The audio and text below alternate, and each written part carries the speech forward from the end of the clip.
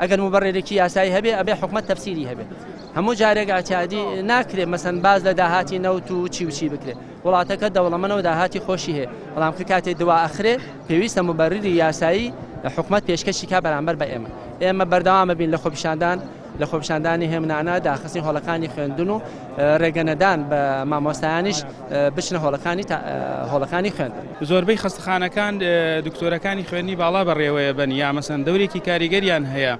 یعنی بە چ میزاجێکەوە بە چ شتێکەوە کە بتوانێت دەوام کە لە کاتێکا موچە کە حەقێکی سەرەتایی خۆتە سەیرەکەی حکوومەتەکە لێت زەوتەکە یان ئەم یعنی زەقکردنەوەی دوو ئیدارەیە بەڕاستی حیاچوونی دەسەڵاتە بەداخەوە یعنی مانگ لە دوای مانگ ئەزمەکە قوڵترە بێ ئێمە پێمان خۆش نییە کە ئەم جادەیە